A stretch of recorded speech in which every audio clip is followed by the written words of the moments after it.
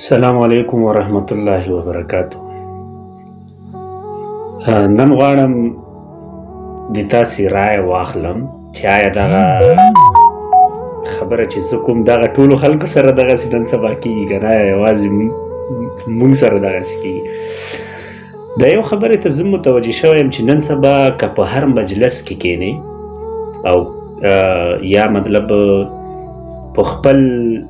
کورنۍ غړو ته یا مطلب خپل یار دوست ته یعنې هر چاته چې وښیې شخصا زه ورته متوجه شوی یم تاسې رایه غواړم چې آیا دغسې حقیقت لري که نه چې چاته وایي چې وروره دغه د الله لاره دی چې الله په قرآن کریم کې وایي چې اهدنا الصراط المستقیم یا الله موږ ته نیغه لاره وښیي.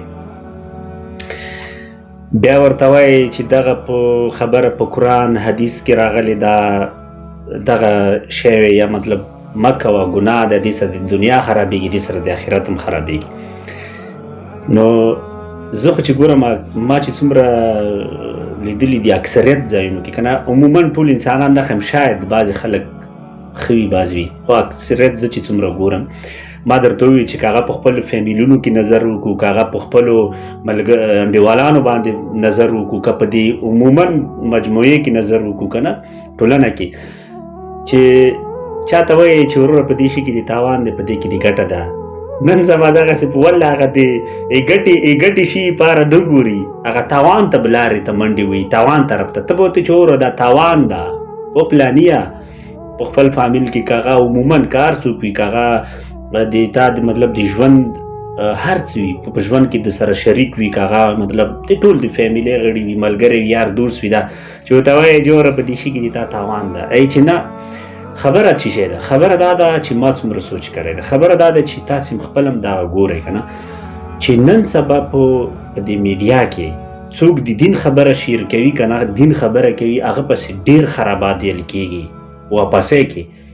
ډېرې خبرې ورپسې کېږي او دا داسې ده او دا ځان یې ملا جوړ کړی پلانی ده او دا خبرې ورپسې کېږي د هغه ویډیو د هغه ویډیوګانې څوک نه ګوري نه څوک غوږ ورته نیسي ځکه چې هغه د الله او د نبي علیه السلام خبره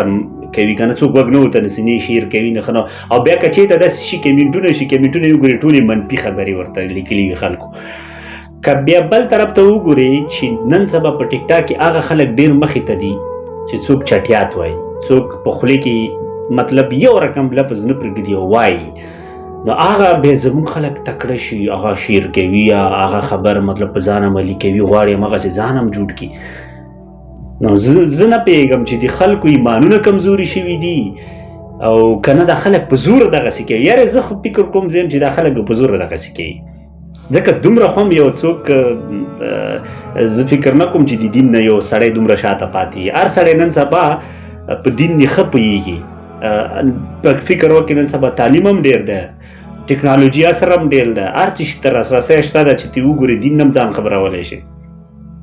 خو بیا هم باوجود خلک دغسې کار کوي وایي چې نه خو زه چې څومره مطمئنه مې ما خپله رایه ده تاسې هم رایه شریکه کوئ په زوره خلک دغسې کوي نه غواړي چې ځان پوه کړي هغه څنګه وایي ویلی چې نن سبا چاته د یوې خبرې وضاحت مه ورکوه ویلې بعضې خلک یې نه غواړي چې ځان پوه کړي خلک نه غواړي چې ځان پوه کړي هغه علت هم دغه ده چې که په هغې خبره په حدیث یا په قرآن خبره یا په آیات باندې زه ځان پوه کړم نعوذ بالله که زه په هغې نه عمل ونه کړم زه به ګنهګار شم دا د خلکو نن سبا فکر ده نه غواړي چې ځان پوه کړي اول قدم کې نه په قرآن آیات باندې ځان پوهوي نه په حدیث ځان پوهوي نه د نبي علیه السلام په طریقو ځان پوهوي اول ما کې به هم ډېرې نیمګړتیاوې وي دغسې شته دي که نه هر انسان خو زه چې څومره مطمئن یم ما چې څومره لیدلي خلک نن سبا نه غواړي چې ځان پوه کړي ځکه هغه وایي چې که زه په دې خبره باندې په دې باندې پوه شم او زه په دې باندې عمل ونه کړم نو خو بس کار خراب شو ځکه هلته بیا دنیا پاتې کېږي که نه نو بیا خو سړی د هغه آخرت شیان چې عمل شروع کړي طبعا د تا دښمنان بیا ډېرېږي بس الله دې وکړي دغه میسیج به اوږدم شو نو تاسې خپله رایه را سره شریکه کړئ ډېره مننه